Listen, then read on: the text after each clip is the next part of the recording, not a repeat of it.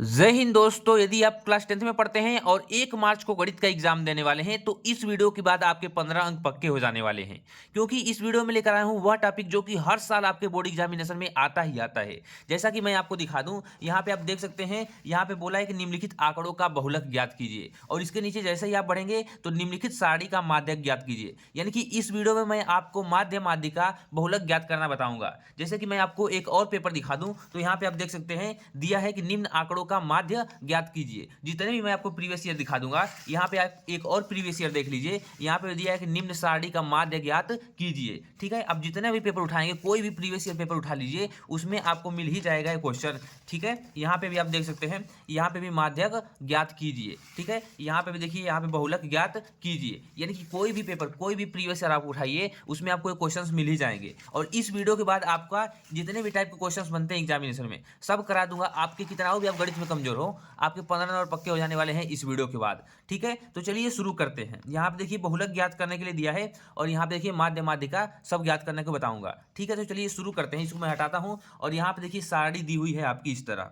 और बोला है कि माध्य ज्ञात कीजिए। ठीक है, कैसी सारणी दी हुई है मैं आपको दिखा देता हूँ। आपके किताब में कैसी सारणी दी हुई है, आपको कैसे हल करना है। ठीक है, तो ये रही आपकी, देखिए ये रही आपकी किताब। ठीक है, ये आपकी किताब रही। ऐसे आपको सारणी दिया हुआ है। ठीक है, देखिए बोला है माध्यक ज्ञात कीजिए, ऐसे आपको सारणी मिलेगा। ठीक है, लेकिन मैं यहाँ पे आपको माध्य ज्ञात करना सिखा रहा हूँ। तो यहाँ पे आप देख सकते हैं कि ऐसे आपको वर्ग अंतराल दिया है, ऐसे आपको बारंबारता दिया है। आपको करना क्या है कि आपको बिल्कुल इस सिस्टम में सजा लेना है। जैसे कि वर्ग अंतराल को मैंने ऐसे लिख दिया और बारंबारता को मैंने ऐसे लिख दिया। ठीक है, यहाँ पे देखिए वर्ग अंतराल आपका हो गया और यहाँ पे बारंबारता हो गया। और पेपर में आपका कैसे देगा, तो पेपर में आपका किसी टाइप से दे सकता है। जैसे कि यहाँ पे आप देख सकते हैं इस पेपर में कैसे दिया है, तो यहाँ पे देखिए वर्ग अंतराल दिया है और यहाँ पे बारंबारता दिया है, और बोला है कि माध्य ज्ञात कीजिए। ठीक है, तो चलिए हम सबसे पहले सीखते हैं माध्य को ज्ञात करना। उसके बाद से मैं आपको बहुलक बताऊंगा, उसके बाद आपको माध्यक बताऊंगा। तो देखिए यहाँ पे वर्ग अंतराल आपका 10 से 20 है, 20 से 30 है, 30 से 40 है, और 40 से 50 है,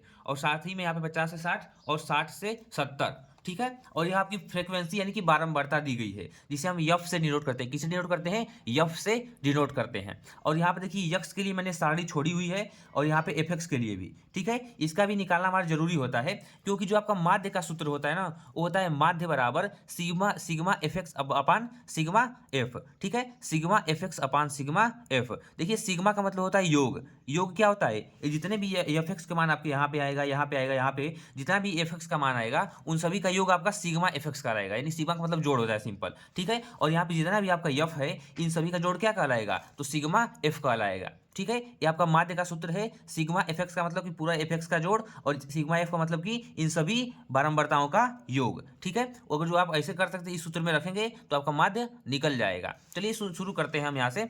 यहाँ पे देखिए 10 से 20 वर्ग अंतराल है, आपको यक्स का मान निकालना है। तो आप यक्स का मान कैसे निकालेंगे मैं आपको बताता हूँ। ये आप क्या करेंगे, यहाँ पे 10 दिया है और यहाँ पे 20 दिया है, तो आप इसको जोड़ लीजिए। यहाँ पे 10 प्लस क्या कर लीजिए, 20 कर लीजिए, और बटा 2 कर दीजिए। तो यहाँ पे देखिए कितना निकल के आएगा, 20 10 30, 30 हो जाएगा आपका ऊपर, और बटा में 2, यानी कि कितना आ जाएगा, 15 आ जाएगा। ठीक है, तो इसी तरह सबका निकालना है, इसी तरह सबका निकालना है यक्स का मान। ठीक है, तो यहाँ पर मैं आपको दिखा दूँ कि यहाँ पे यक्स का मान आपका कितना हो गया, 15 हो गया। कैसे 15 हुआ है, तो यहाँ पे देखिए 10 20 10 30, 30 का आधा करेंगे तो कितना हो जाएगा, 15। अब यहाँ पे देखिए 30 20 कितना हो जाएगा, 50, और 50 का आधा करेंगे तो कितना हो जाएगा, यहाँ पे 25 हो जाएगा। ठीक है, 40 3 70, 70 का आधा करेंगे तो कितना हो जाएगा, यहाँ पे 35 हो जाएगा। और 50 4 90, 90 का आधा करेंगे तो कितना हो जाएगा, 45 हो जाएगा। और 6 5 11, यहाँ पे कितना हो जाएगा आपका, 110 हो जाएगा। 6 5 11 110, और 110 का आप आधा करेंगे तो 100 का आधा 50 हो जाएगा, और 10 का आधा 5। ठीक है, यानी कि 55 आपका यहाँ पे आ जाएगा। ठीक है,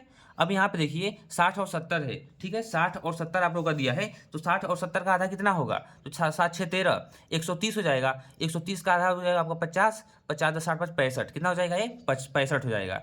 और वैसे भी आप देख सकते हैं 15 10 25, 25 10 35, 35 10 45, 45 10 55, 55 10 65। ठीक है, बिल्कुल आपका ये यक्स का मान हो गया। ठीक है, यक्स का मान आपका ये हो गया। अब देखिए आप एफ एक्स कैसे निकालेंगे, तो यफ गुड़े एक्स। ठीक है, यफ गुड़े एक्स कितना हो जाएगा, एफ एक्स हो जाएगा। तो कैसे निकालेंगे, तो 15 से गुणा कीजिए 2 में, तो 15 गुणा के यहाँ पे आपका कितना आ जाएगा, एफ एक्स का मान 30 आ जाएगा। और यहाँ पे 25 गुड़े 7 दिया है, तो 25 गुड़े 7 करेंगे तो कितना आपका मान आ जाएगा, यहाँ पे आपका मान आ जाएगा 175। आप लोग गुणा करके देख लीजिए, 25 गुड़े 7 आपका आ जाएगा 175। और 12 गुड़े 35 करके देख लीजिए, तो 12 गुड़े 35 आपका आ जाएगा 420। कितना जाएगा 420। अब यहाँ पे दिया 45 गुणे 15, यहाँ पे आपको 45 गुणे 15 करेंगे तो आपका आ जाएगा 675। कितना आ जाएगा 675, ठीक है। अब बोला है 55 गुणे 8, 55 गुणे 8 करेंगे तो आपका 440 आ जाएगा। कितना आ जाएगा 440। अब यहाँ पे दिया है 65 गुणे 6, ठीक है। 65 गुणे जब आप 6 करेंगे तो आपका आ जाएगा 780 आ जाएगा। देखिए अब हमारे पास कितना आ गया, ए एफ एक्स का मान आ गया और ये एक्स का मान आ गया, ठीक है, और ये एफ का मान हो गया। तो सूत्र क्या कह रहा है, सूत्र कहता है कि सिग्मा एफ एक्स यानी इन सभी का योग, तो इसको इसको इसको सबको जोड़ दीजिए, सबको जोड़ेंगे तो कितना आ जाएगा आपका, तो आपका सिग्मा एफ एक्स आ जाएगा। यहाँ पे मैं सिग्मा दिखा देता हूँ, सिग्मा एफ एक्स आ जाएगा 2520, ठीक है। कितना आ जाएगा 2520। आप इन सभी को जोड़ दीजिए, इन सभी को जोड़ेंगे तो आपका 2520 आएगा। कितना आएगा 2520 आ जाएगा। आप लोग जोड़ के भी देख सकते हैं एक बार। अब यहाँ पे देखिए सिग्मा एफ का मतलब कितना हो जाएगा, इन सभी बारंबारताओं का योग। तो कितना इनका योग हो जाएगा, इसको आप लोग कैलकुलेट कीजिए तो ये आपका हो जाएगा 50, यानी कि सिग्मा जो आपका एफ हो जाने वाला है वो कितना हो जाएगा, वो आपका 50 हो जाएगा। सिग्मा एफ आपका 50 हो जाएगा, क्योंकि 7 2 9 और 12 15 8 6 कितना हो जाएगा मिलके 50 हो जाएगा। अब देखिए आपके पास सिग्मा एफ एक्स का भी मान है और सिग्मा एफ का भी मान है, तो अब इसके आगे करेंगे हम हल। तो देखिए आपका सिग्मा एफ एक्स का मान कितना रखेंगे आप, तो 25 20 रख देंगे, ठीक है। और सिग्मा एफ का मान कितना आया है, तो 50 आया है, तो यहाँ पे आप 50 रख देंगे। देखिए इन दोनों का मान मैंने यहाँ से सिग्मा एफ एक्स का मान और यहाँ से सिग्मा एफ का मान रख दिया, ठीक है। और आप इसे जैसे ही हल करेंगे तो आपका कितना आएगा आप कमेंट करके बताएंगे। इसको आप क्या करेंगे, काटेंगे, ठीक है। यहाँ पे इसको क्या कर देंगे आप लोग, काट देंगे।